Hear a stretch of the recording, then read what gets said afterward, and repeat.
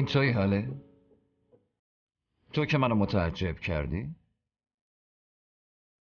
مامان بزرگ میگه زنی که به خودش برسه توی قلب مرد بیشتر جا باز میکنه. حس ناامنی میکنی؟ چرا نباید حس کنم؟ به هیچ وجه.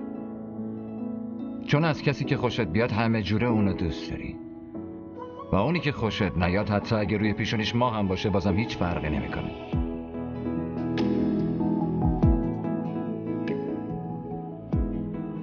از من خوشت میاد؟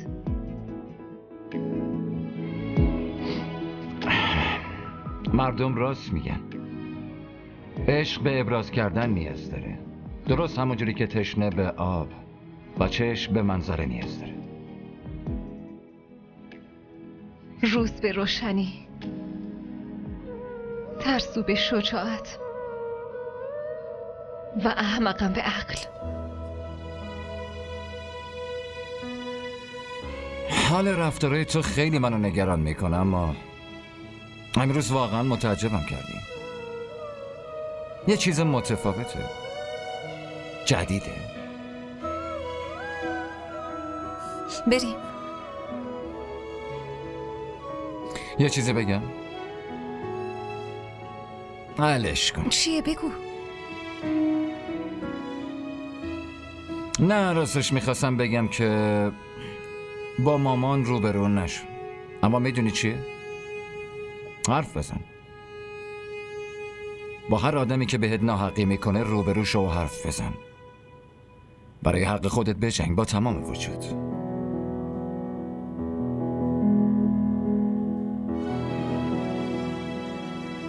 حمزه، من نمیتونم باهاش بجنگم. کسی که دعوا را بندازه در واقع بیشتر از همه خودش ضرر میکنه. ولی برای تو من هیچ وقت کوتاه نمیام. لطفاً برای من این کار انجام بده. از حق خودت دفاع کن. حاله باشه؟ بریم؟ تو برو، من الان میام.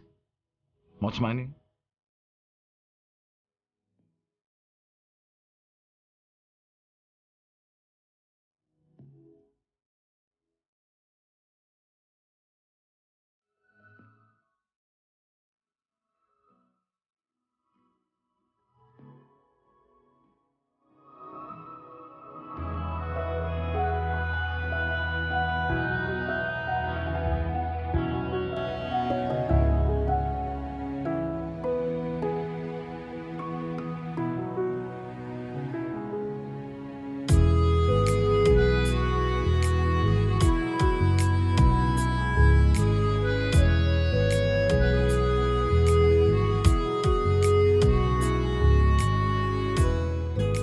همه اجازه هست؟ آره اجازه هست دختر.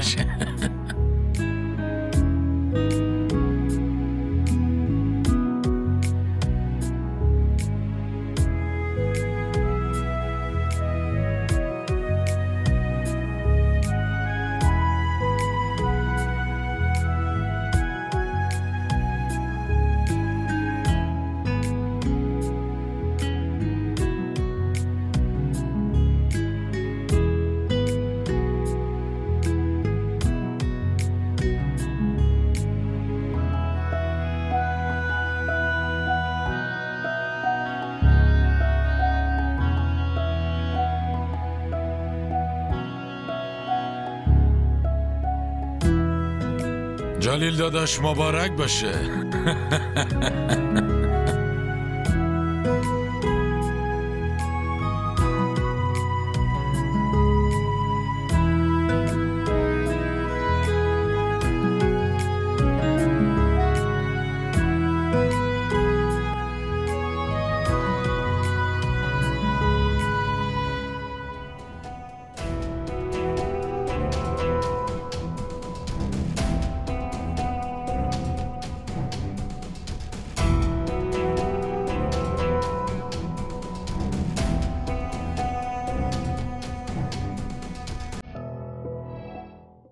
همراه ما باشید و فراموش نکنید که سابسکرایب کنید تا بهترین سریال ها را با دوبله فارسی از تلویزیون دیدی تیوی تماشا کنید.